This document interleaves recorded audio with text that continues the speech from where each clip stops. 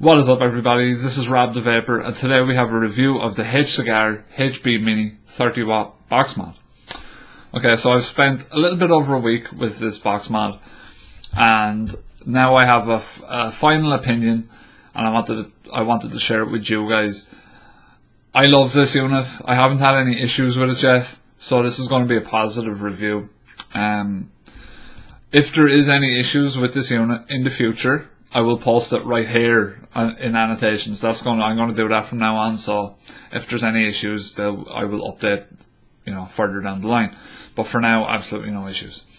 So let's just talk a little bit about the Hcigar HBmini 30-watt box mod. We'll talk about the specifications, and I'll talk about my experiences with it. So it goes from 7 to 30 watts. And it's an original Hcigar chipset made in collaboration with eLeaf. I don't know exactly what eLeaf had to do with it, but I do know that Hcigar manufactured the chip, so who knows. It takes a singular 18650 battery. In this case, I'm using a Samsung 25R, and I get about a day of battery life with it, which is actually quite good, at 25 watts as well. So, let's talk about the features. It's got a manually adjustable 510, which is, a small little downside, but we'll talk a little bit about that later. Original Hcigar chipset, which we said, it's got an OLED screen, which again I will show you guys later once we do a close-up of the unit. A step-down voltage, which is nice. Magnetic battery door, which is nice. Tactile buttons, micro USB charging port. So what that means is that you can charge your unit and vape at the same time. Happy days. And it's also on the side, not on the bottom, which is even more awesome, so that, you can set it down on your desk. So let's go to the specifications and the materials used. So it's a die-cast zinc alloy, which die-cast zinc, I don't know if you guys are familiar with die-cast zinc. I know I wasn't before I used this unit, but it is sturdy. This is definitely the most sturdy box mod that I've ever held, more so than even the MVP2, which is known as a tank. This thing is just like so sturdy. It could definitely take a drop, no problem. Like it's a tank. It really is a tank. And these are available in black and silver. Black being this one, which to me is more like a gunmetal grey, or like a dark gunmetal grey. But yeah, so that's their black. Output power 7 to 30 watts, which we've already said. The voltage is 1.1 volts to 9 volts. It will fire at resistances of 0.2 ohms all the way up to 3.3 ohms. Dimensions are length 87 millimeters, height 39 millimeters, width 23 millimeters.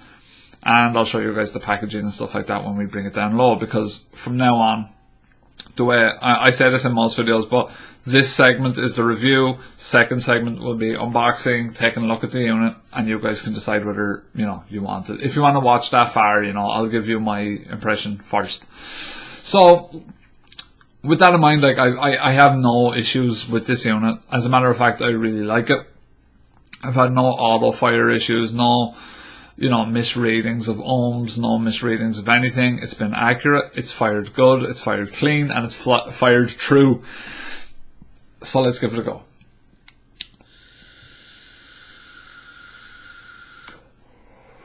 Using the Limo 2 0.5 ohms at 24.9 watts apparently.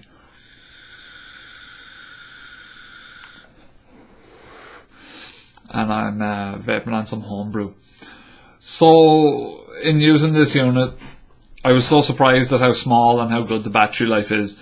The battery life, typically for me on a 25R 18650, is I will get a day at 0.5 ohms of chain vaping. I will get a full day, so about 14-15 hours of chain vaping, which to me is really surprising. I don't know if there's some magic going on in the chip or whatever's happening, but the 18650 is lasting long, so that is a very good plus for me. One of the other pluses is that you can charge it and use it in pass-through, which is very nice, especially for a portable mod, one that you're going to be taking out and bringing with you. You can just charge it somewhere and use it straight away, so happy days there. Other pluses, again, I can't stress this enough, but the build quality. Once you have something like this and you want to take it out and bring it around with you, you want something that's robust, sturdy, And this is super, super sturdy. Like, honestly, you know, I wouldn't be surprised if a car ran over this and it would be okay. So if you want to get this, it's €43, and I got it from Hcigar.com. And Hcigar are also going to be stocking the like silicone cases and stuff like that for this too, which is one thing it leads me to is die-cast zinc is probably susceptible to scratches. I would say the paintwork is probably going to get scratched. I haven't had any scratches yet, but I would imagine in a pocket with change and stuff like that, you might pick up like paintwork scratches. So to avoid that, just get a silicone case.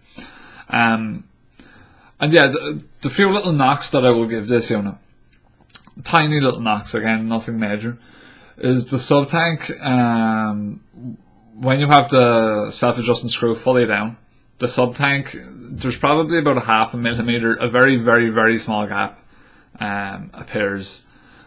So that means that there is some atomizers that could potentially bottom out and leave a little bit of a gap. With the Limo, I don't have that issue. With other RDAs, I don't have that issue. But just to note that the sub tank has a very minor gap, and I mean, there's probably a tiny, tiny little gap on this unit right now because I didn't adjust the pin properly. But again, it's non-noticeable. But as a reviewer, I sort of have to just put these things out there just so you guys know. So sometimes when you unscrew the atomizer, say you're taking it off, doing whatever, rebuilding, whatever, and then you put it back on, sometimes that'll knock the pin down a little bit, so you'll have to take off the atomizer, screw up the pin again, put it back down.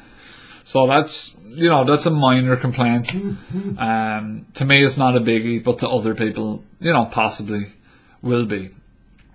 But I've had no auto fire issues. I've had no like misreadings. The safety features are pretty good. One is that they have a 12-second cutoff, I think it is, if it's firing for longer than 12 seconds. Let's see if I can find that here, because I was testing this last night, but I'm pretty sure it's 12 seconds.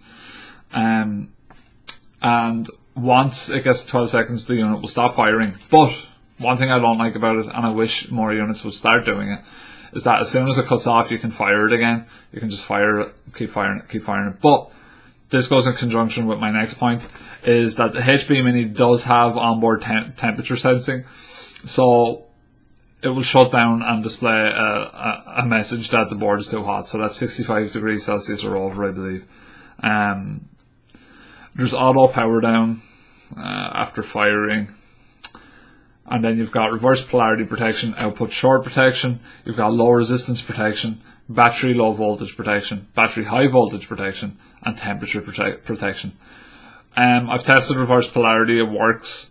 Output short and stuff like that obviously is going to be a little bit tougher for me to test. So yeah. So it's a very secure unit. It will tell you straight away if something's up, and like I said, performs reliably. With that, I think we will go down below. I love the HBmini. Out of 5, I would give it a 4.5. Knocks for the small knocks for the adjustable pane, small knocks for the auto fire. You've been able to fire it again after it shuts off. So that's about it, guys. I've been Rob the Vapor. I've really, really, really enjoyed the HBmini. And let's give it one more talk.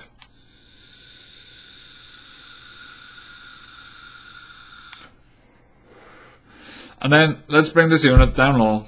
I'll show you guys the unit up close and personal, and I'll also show you the screen and how it works, etc, etc.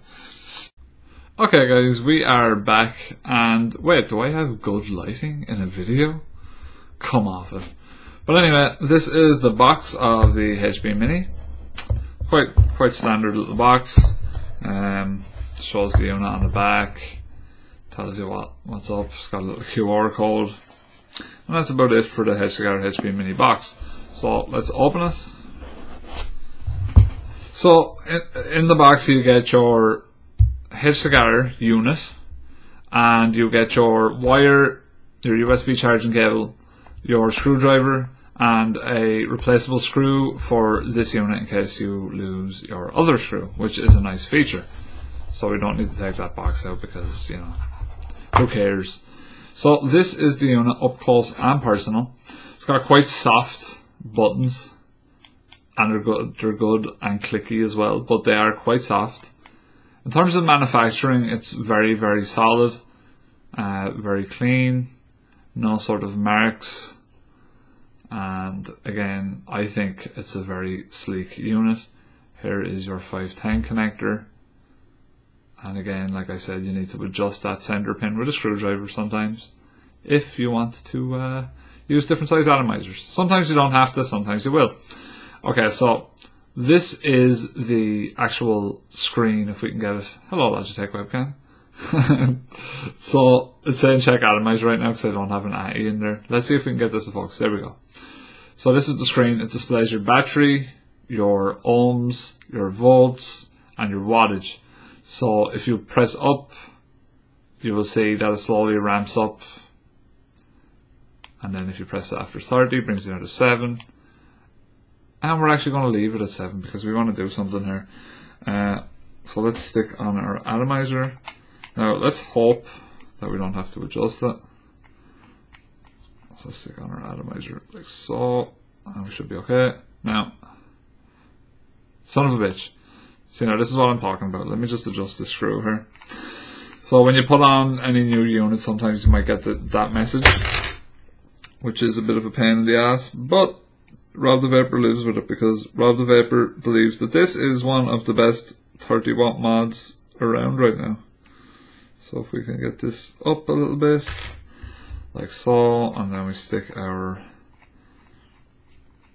Addy back on. Addy, are you okay? Are you okay, Addy? Facebook, stop making noises. Okay, so now let's fire this bitch. Oh no, wait, wrong button. Let's fire. Look, it's got a inhale counter, which is really nice. I think that's a pretty nice feature, to be able to count how long you inhale. Typically, I inhale for about 3 seconds. Timeout, 12 seconds. Now, problem with that is, hey, let me fire again. Screw your timeout. But again, this is not that big of an issue. It's only if you press the button again, it doesn't actually hold. It doesn't keep going if it's held. So yeah, that's basically the screen. You can orientate it left-handed or right-handed. So that's also handy. As always with these type of units, 5 times off. Come on, daylight. And you get this message. Fucking sorry about this, guys, but daylight, webcams, all of that stuff. But 5 times for off, 5 times for on. Usual deal. 3 times to do your variable voltage mode. And again, we're out of focus. So, yeah. But that's about it, guys. Let's just check the back here. I can show you guys that we have the 18650 in there. You've got a seal here. This is a tamper seal, so if you're going to be messing around, that would probably void your warranty, so keep that in mind. It has the plus and minus indicator here, so it's pretty good. But basically that's it for this unit, guys. Really, really enjoy it. Think it's great. Solid, sturdy. Only problem is your adjusting pin, but other than that, if you can get past that, which I can, I think it's a very, very good unit for the money. Good job, Hcigar. And I've been Rob the Vapor, guys. Haters catch the vapors. I'll see y'all later. Peace.